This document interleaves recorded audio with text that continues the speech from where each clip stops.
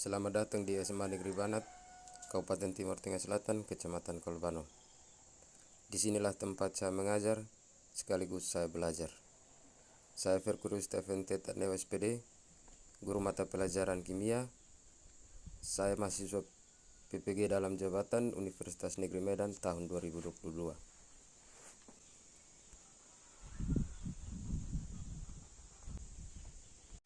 Selamat pagi anak-anak. Selamat pagi, Pak. Apa kabar hari ini? Baik. Terima kasih banyak ya Allah karena begitu besar kasih dan cintamu yang Engkau telah menuntun menyertai kami dari rumah tangga kami masing-masing hingga tiba kami di lembaga ini dalam keadaan baik dan selamat. Ini tiba saatnya kami anakmu akan mulai dengan pelajaran kimia karena Engkau berkati kami dari awal perjalanan dan harapan kami dengarkan sama doa kami karena hanya kepadamu kami datang dan berdoa. Amin. Baik, terima kasih.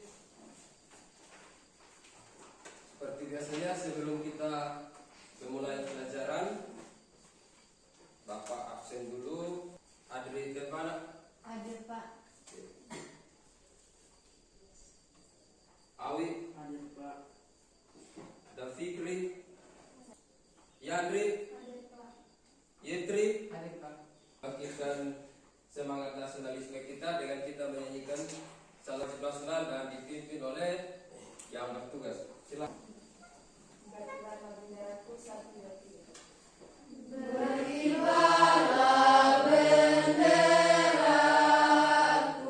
lambang suci gagah perwira di seluruh pantai Indonesia. Kau telah pujaan bangsa, siapa berani menurunkan engkau? Serentak rakyatmu membela sang merah putih yang perwira, berkibarlah selama-lamanya. Oke, terima kasih. Silakan duduk. Baik, sebelum kita mulai pelajaran kita hari ini, untuk menguji pemahaman Anda, untuk menguji kemampuan dasar kita tentang indikator asam basa, silahkan keluarkan HP kalian, buka link Google formulir yang ada di grup WA. Silahkan. Formulirnya dikirimkan di slide. Dari ketiga gambar tersebut, cara untuk mengetahui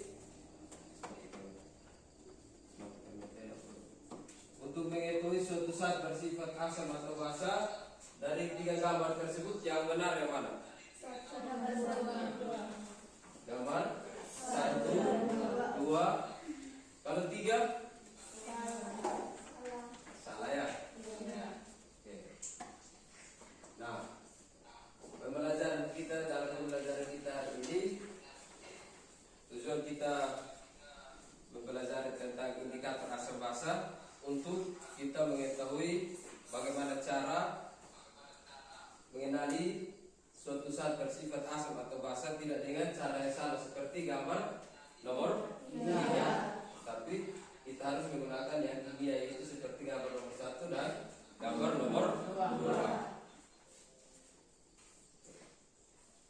Nah, tujuan pembelajaran kita hari ini yang akan kita capai yaitu yang pertama, kita menganalisis jenis bahan alam yang dapat digunakan sebagai indikator.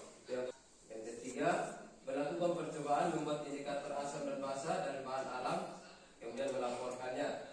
Yang terakhir, melakukan percobaan pengukuran pH beberapa larutan asam dan basa dengan indikator universal. Langkah-langkah pembelajaran yang akan kita lakukan, yang pertama, mengamati video pembelajaran yang akan ditayangkan, kemudian mencatat poin-poin penting. Setelah itu, yang kedua, memahami langkah-langkah percobaan atau eksperimen yang ada pada LKPD. Langkah yang ketiga, melakukan percobaan pembuatan indikator asam dan basa dari bahan alami dan melakukan pengujian pH beberapa larutan, kemudian mencatat hasil pengamatannya pada LKPD yang sudah dibagikan. Yang keempat, mendiskusikan dan menyelesaikan masalah yang muncul dan kemudian membuat laporan. Adapun bentuk penilaian yang akan saya nilai hari ini untuk penilaian sikap terkait dengan sikap sosial, tanggung jawab, dan berpikir kritis. Penilaian keterampilan, unjuk kerja.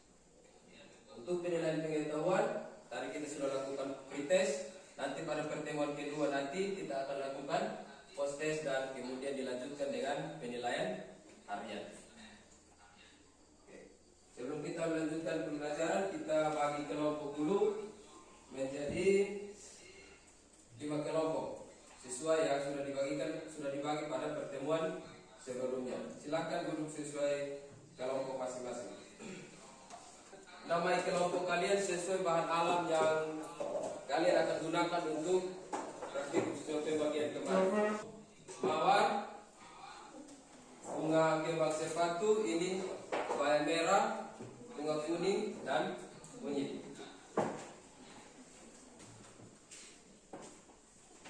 Siapkan alat tulis dan amati video yang di video pembelajaran yang ditampilkan. Indikator kertas lakmus merah, tetap merah, kertas lakmus biru menjadi merah. Pada netral, kertas lakmus merah tetap merah, kertas lakmus biru tetap biru. Pada larutan basah, kertas lakmus merah menjadi biru, kertas lakmus biru tetap biru. Selanjutnya indikator universal. Indikator universal, baik kertas maupun larutan sudah dapat menunjukkan pH larutan sesuai dengan perubahan warnanya. Indikator universal juga dapat membagi larutan menjadi asam kuat, basa lemah, netral, basa lemah, dan basa kuat. Yang pertama, kertas indikator universal. Kertas indikator universal adalah sebuah kertas dengan beberapa warna yang digunakan untuk mengukur pH larutan. Berikut adalah contoh kertas indikator. Jadi dari video tersebut kita sudah belajar bahwa indikator asam basa adalah suatu senyawa yang dapat memberikan perubahan warna yang berbeda dalam asam atau basa. Kegunaannya untuk mengetahui suatu zat bersifat asam atau basa. Indikator itu ada dua, indikator alami dan indikator buatan. Indikator alami berasal dari bahan alam, indikator buatan yang dibuat oleh manusia ada dua, ada kertas lakmus, ada kertas indikator ini universal. Indikator universal kemudian dibagi lagi menjadi dua, yang dalam bentuk kertas dan juga dalam bentuk larutan. Dari kedua indikator tersebut, indikator bahan alam hanya untuk mengetahui suatu zat bersifat asam atau basa. Di LKPD itu ada barcode ya, ada barcode kan. Nah nanti dalam sebentar kalau menyelesaikan soal-soal yang ada, kalau kekurangan literatur mau mencari sumber referensi, silakan scan menggunakan aplikasi scanner yang ada di HP, sudah diinstal.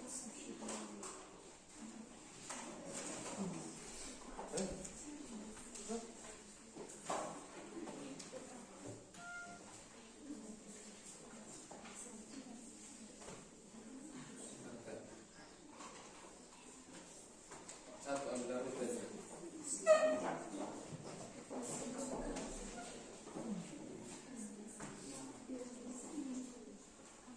Dikasih label ya, di setiap ini dikasih label sesuai larutan.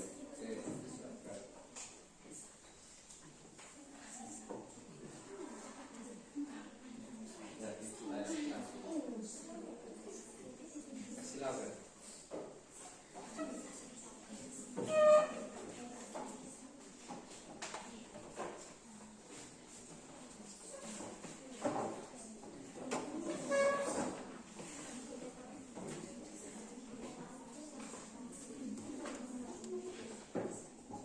Kontrol ini.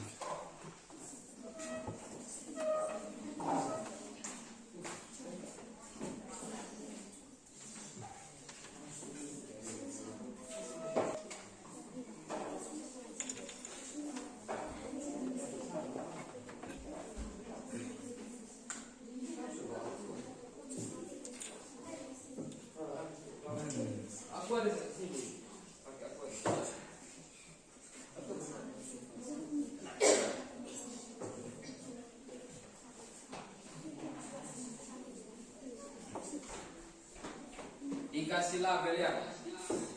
Jangan lupa untuk dikasih label.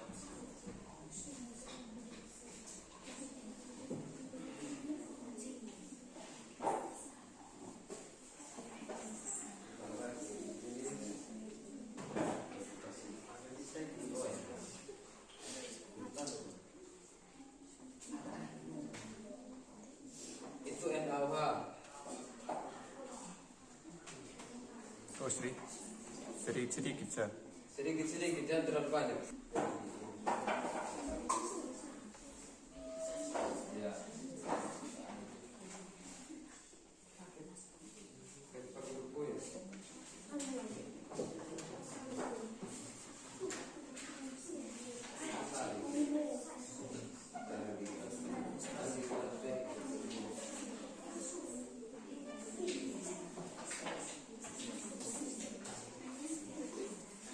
Ini silakan kerja sesuai prosedur ya, jangan ribut, tenang.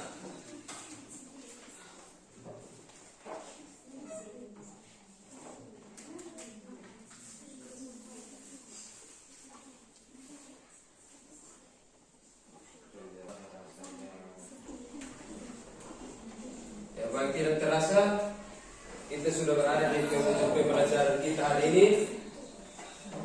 Dari apa yang sudah kita pelajari dari awal sampai sekarang, mungkin ada yang kurang dipahami, silakan ditanyakan. Tidak ada, silakan angkat tangan. Oke, dari kelompok Mawar, silakan. Tujuan ekstrak itu apa, Pak? Oke, tujuan ekstrak ya.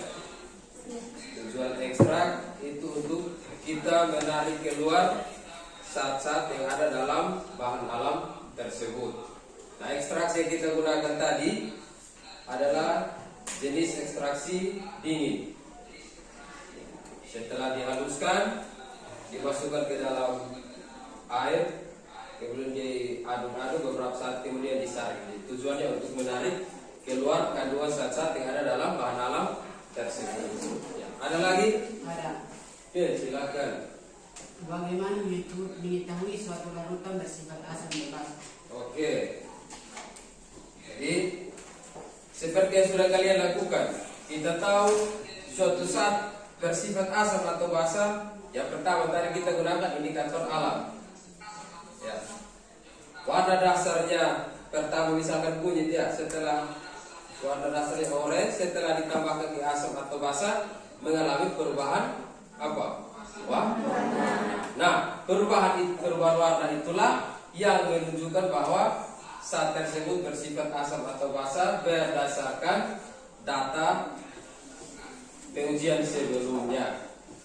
Jadi kalau ada perubahan warna berarti zat tersebut bisa digunakan sebagai indikator. Kita akan mengakhiri pembelajaran kita hari ini, tapi sebelumnya saya ingatkan di rumah selesaikan laporan praktikumnya. Laporannya ada di halaman akhir dari LKPD kalian. Coba diperhatikan. Ya, ada di sini. Sudah? Kita akhiri pembelajaran kita hari ini dengan kita mengucap syukur kepada Tuhan karena sudah mengizinkan kita, memberikan kita waktu dan kita bisa menyelesaikan pembelajaran kita hari ini. Silakan kita kelas menuju doa. Sebelum kita mengakhiri pembelajaran kita pada hari ini, maka kita menghadapkan dalam doa. Mari kita berdoa. Bapa kami di surga, Bapa yang maha terima kasih. Terima kasih banyak Tuhan karena begitu besar kasih dan cinta-Mu yang Engkau telah memberikan harapan kami karena kita dan kami akan berdoa. Amin. Ya, baik, terima kasih.